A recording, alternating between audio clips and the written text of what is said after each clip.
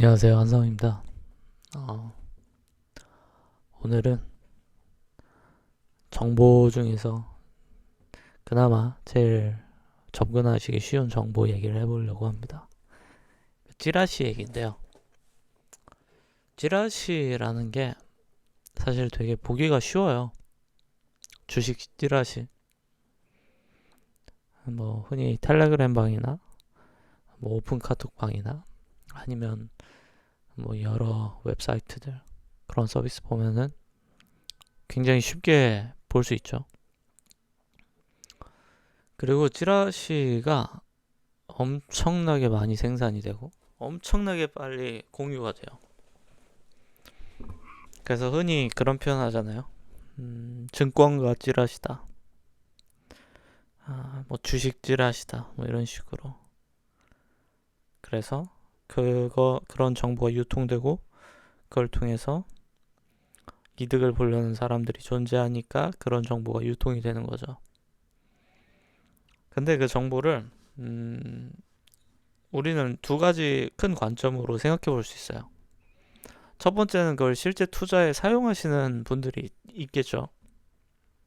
당연히 있죠.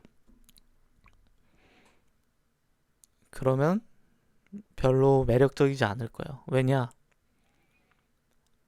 애초에 찌라시라는 거는 방향성을 담보로 하지 않고 그게 선반영인지 후반영인지 전혀 알 수가 없거든요. 그렇기 때문에 뭐 호재가 뜬다고 해가지고 그게 오를 거다 뭐 이렇게 생각하는 사람은 별로 없을 겁니다. 제가 믿기엔 그래요. 제가 믿기에.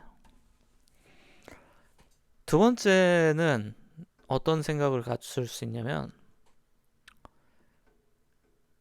전체가 당연히 진짜가 아니고 아주 일부분은 진짜일 수도 있다. 라는 관점이에요. 소위 말해서 아니 땐 굴뚝에 연기 나겠냐? 라는 마인드로 찌라시를 대하는 거죠. 근데 재밌게도 우리가 찌라시 정보를 한참 보다 보면요. 그 정보가 왜 그렇게 가공돼서 나왔는가를 때로는 알 수가 있어요. 굉장히 신기한 일이 예를 들어서 어떤 연예인에 대한 찌라시가 나왔고 그 연예인에 대한 찌라시가 어떤 기업하고 연결돼 있다 라고 하면은 아예 밑도 끝도 없이 나오는 경우는 별로 없는 것 같아요. 제 생각에. 아예 아무런 이유도 없이 그렇게 정보가 생성될 리가 없어요. 무조건 이유는 있어요. 근데 그 이유는 있는데 해석의 차이와 그리고 디테일의 차이는 있는 거죠.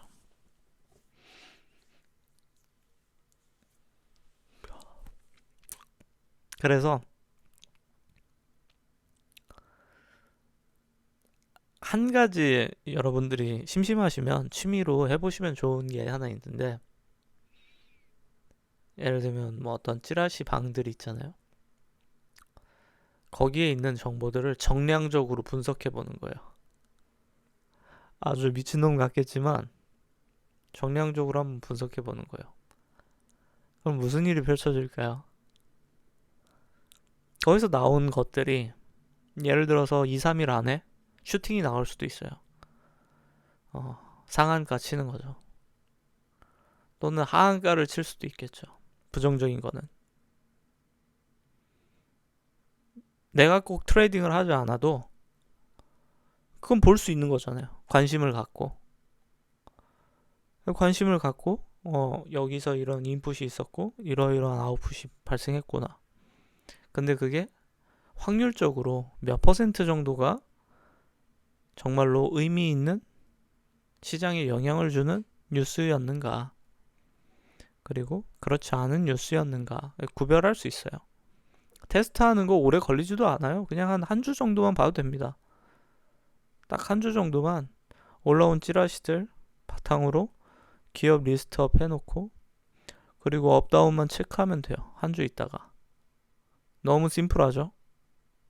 귀찮으면 백테스트로 돌려도 됩니다. 백테스트로. 오늘까지 나온 한 주치 모든 찌라시를 다 통틀어가지고 이제 백으로 보는 거죠. 앞으로 보나 뒤로 보나 사실 보는 거야 어렵지 않잖아요. 그렇게 보면요, 약간 생각이 달라지실 수 있어요.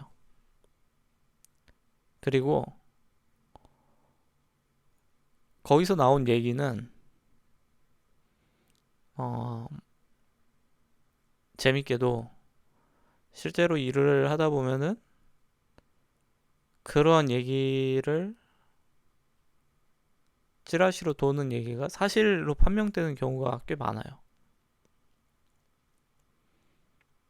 그러다 보니까 밑도 끝도 없이 정보의 그 소스도 알 수 없이 그렇게 도는 거죠. 근데 그게 맞을 수밖에 없는 게, 그럴 수밖에 없는 게 애초에 소스를 노출을 할 수가 없어요. 고급 정보니까. 그냥 은밀하게 통화로 얘기한 내용 또는 뭐 룸에서 얘기한 프라이빗한 공간에서 얘기한 내용들이 유통되는 건데 어떻게 그게 소스가 남겠어요? 소스가 안 남죠.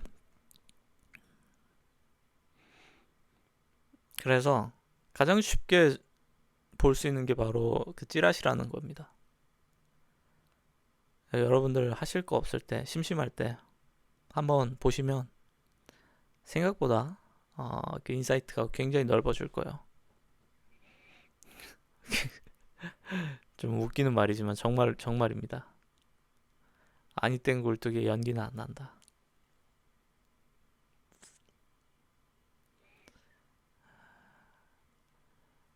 세상에 그런 식으로 유통되는 정보들이 꽤 많아요. 예를 들면은 어, 제가 보고 있는 서비스가 하나 있는데 전 세계의 대형 군수품 이동 경로를 보는 서비스가 있습니다. 군수물자를 뭐 국가 간 거래가 일어나거나 아니면 어떤 항구에서 다른 항구로 이송이 이루어졌거나 아니면 수송기 통해서 대량의 무기가 이동됐을 때 다 모니터링 되는 서비스들이 있습니다. 그럼 한번 생각을 해봅시다.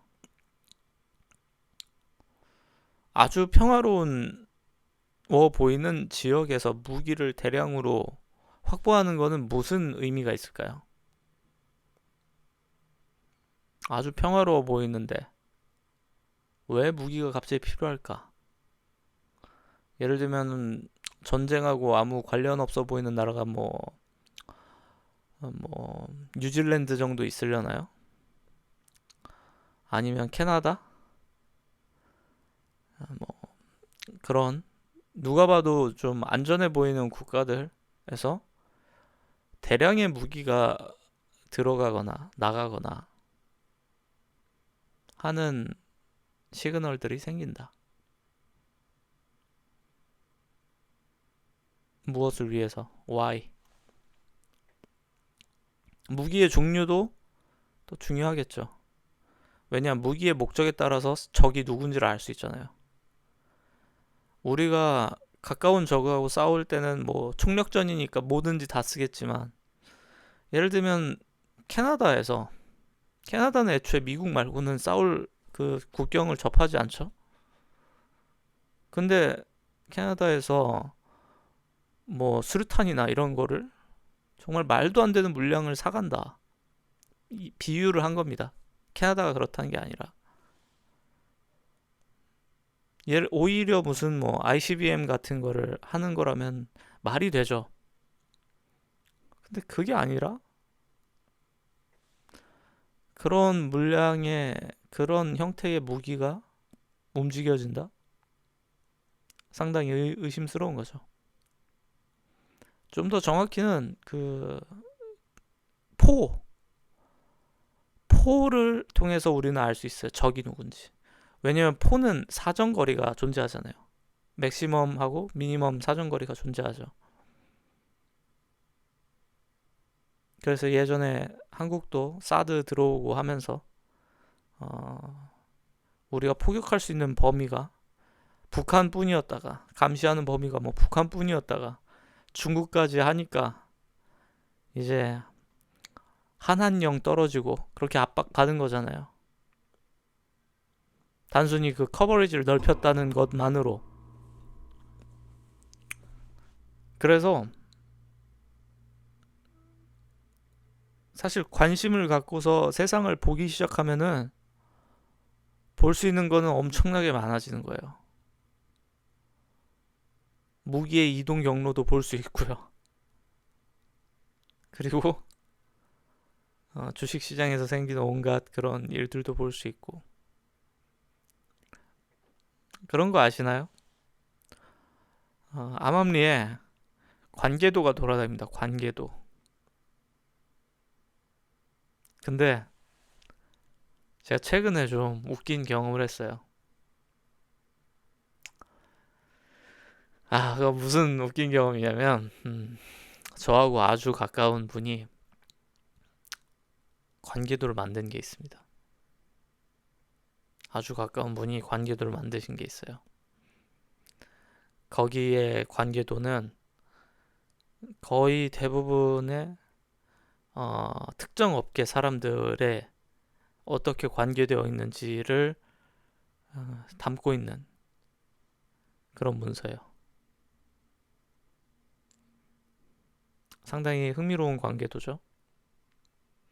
근데 그 관계도가 만들어진 지 꽤 됐어요. 몇 달 됐어요. 제가 그걸 어떻게 아냐? 만들 때 제가 같이 있었으니까.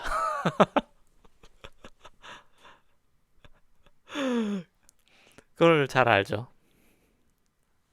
왜냐면은 크로스 체크 해주고 그랬으니까. 근데 그게 제가 최근에 만난 어떤 대표님이 저한테 그걸 보여주시면서 저한테 그거를 보여주시는 거예요. 이게 이렇게 이렇게 되고요. 뭐 그러더라고요. 공동으로 만들었는데.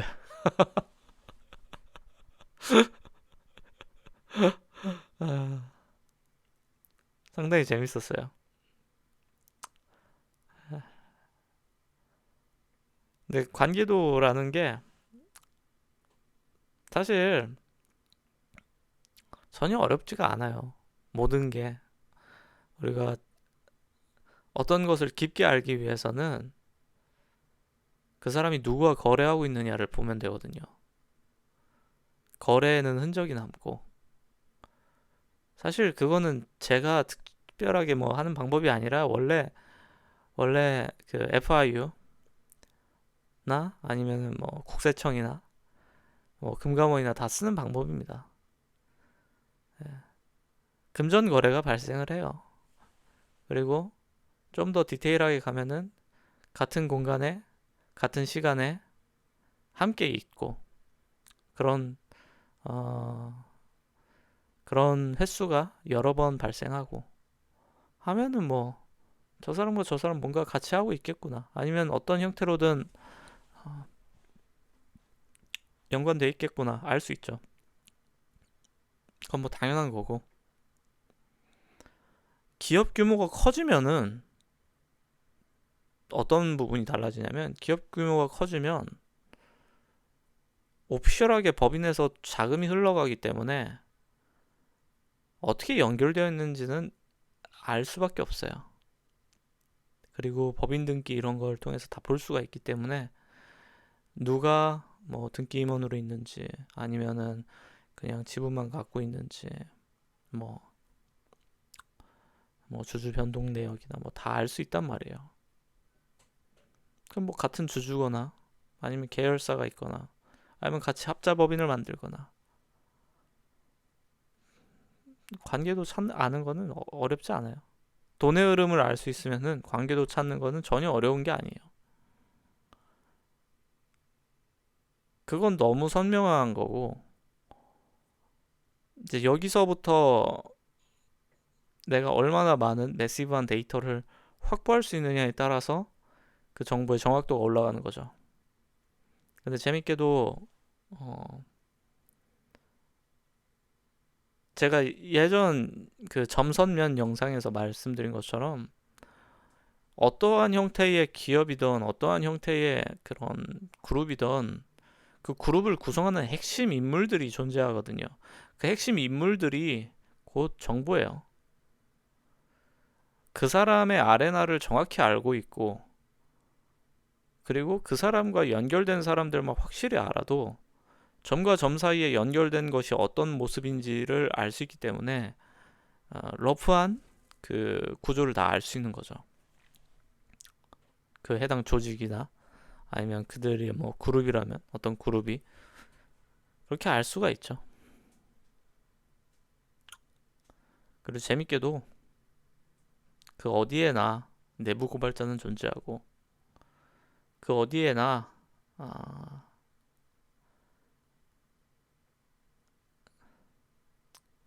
전 그렇게 생각해요. 그래서 어, 내가 A라고 뭐라고 얘기하는 순간 딱 한 사람한테만 그 얘기를 했다고 해도 그 이야기는 업계 전체에다가 한 말과 똑같은 효과를 갖는다.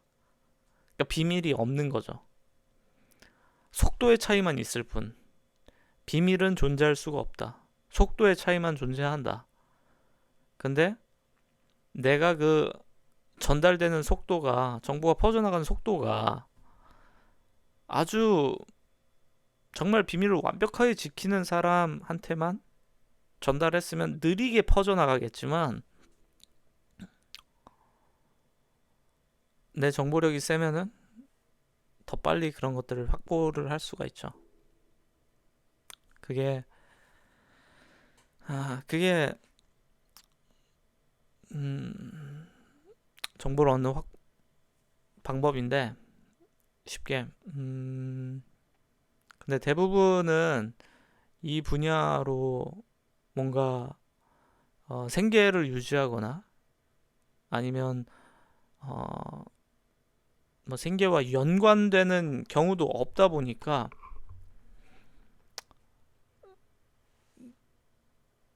그게 무슨 의미가 있겠냐는 생각을 하실 수 있어요.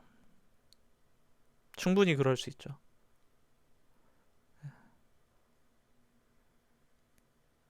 근데 제가 드리고 싶은 말씀은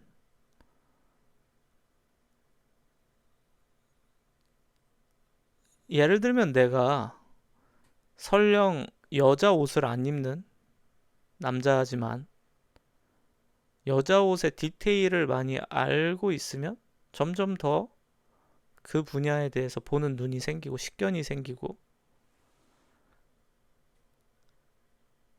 남들보다 더 많은 걸 볼 수 있게 됨으로써 얻게 되는 부가적인 것들이 존재한다고 생각해요.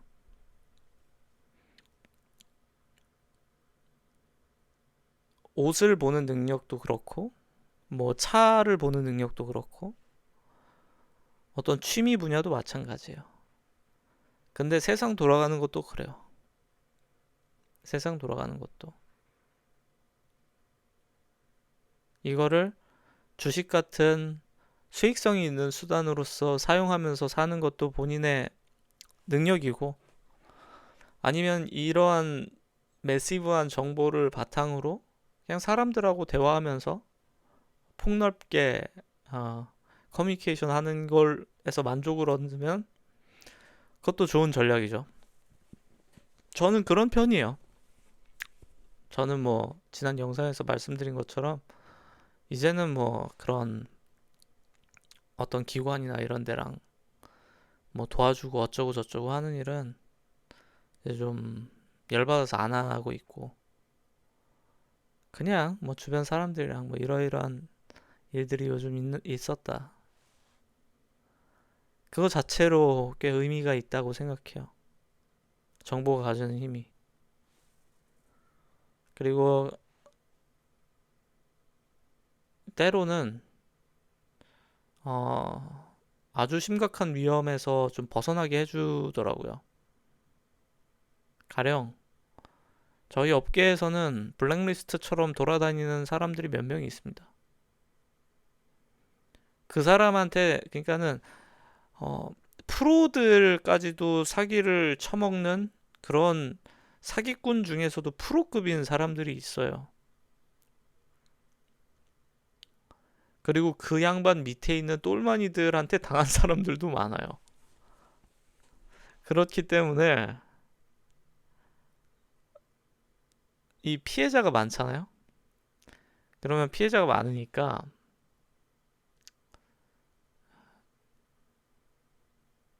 나에게 피해를 끼친 가해자가 어떻게 되는지에 관심을 갖죠. 피해자들끼리는. 그리고 두 번 다시는 그런 일에 당하지 않겠다. 그런 일 당하지 않겠다. 라고 할 수 있는 거고. 아는 게 많으면. 전 그래서 세상에 대해서 호기심이 많아요. 어떤 정신 나간 놈이 전 세계 무기 공급량이 움직이는 거 그런 거 막 보고 있고 뭐 정량적으로 어, 유통되는 정보의 퀄리티를 평가하고 있고 그러겠어요. 근데 이러한 습관들이 저를 만들어줬다고 생각해요. 그리고 그런 주제로 대화를 하게 될 때가 왔을 때 또 그런 게 있는 거죠. 원래 그 애니메이션 좋아하는 친구들은 애니메이션 얘기하면 완전 몰입하게 되잖아요. 특정 분야에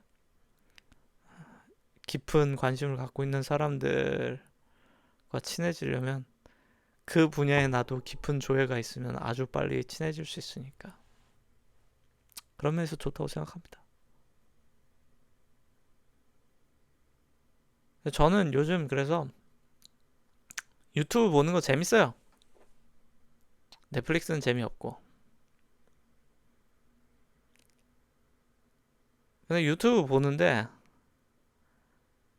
좀 재미가 없지 않아요? 그냥 뭐랄까 투자한 시간 대비 얻는 즐거움이 좀 덜해진 것 같아요. 반면에 세상 사람들 대부분이 모르는데 대부분이 그게 존재하는지도 모르는데 나는 알아. 그리고 그걸 통해서 나만의 기준과 그 세상에 대한 어, 세계관이라고 할까요? 그 세계관을 만들어서 나만의 인사이트를 갖고서 살고 있는 이런 순간들. 전 그런 게 재밌더라고요. 만약에 이게 게임이라고 비유하면은 대부분은 떨어진 도파민 게이지를 채우는데 시간을 써요. 도파민 게이지를 채우려고 재밌는 걸 보잖아요. 지루하니까. 원래 인간은 지루함을 느끼니까. 근데 그게 아니라 저는 이 세계에서 일어나는 그런 숨은 룰 같은 거, 숨은 법칙, 그런 걸 연구하고, 그리고 깨닫고, 그런 게 있었구나. 그리고 종종 이렇게 떠들어대고, 전부 다 얘기할 순 없지만, 그게 좋은 것 같아요. 일종의 소소한 취미죠. 그래서 저는 비단 개발자라서 이런 거를 아는 게 아니라, 그냥 관심인 것 같아요, 관심. 내가 어떤 거에 관심을 갖고서 이 세상을 보고 있느냐에 따라서 다 달라지는 거니까. 제가 몇 가지 더, 어, 얘기를 하자면,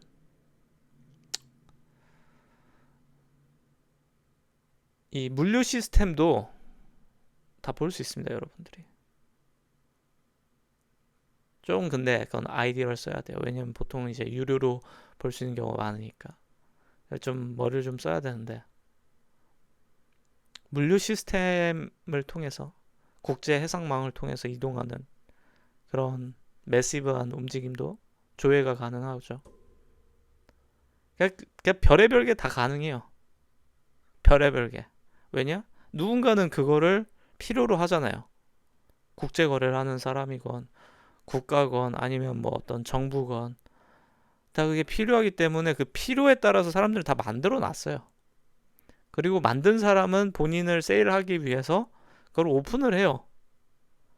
근데 당연하게도 그런 거는 이 B2C로 제공되기보다는 B2G, 정부 대상으로 제공되거나 B2B, 기업 대상으로만 제공되다 보니까 일반 사람들한테는 애초에 그런 게 존재하는지조차도 알려지지가 않죠.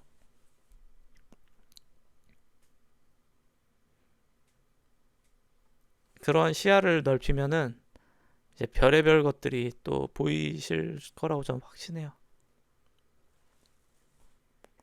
그래서 혹시라도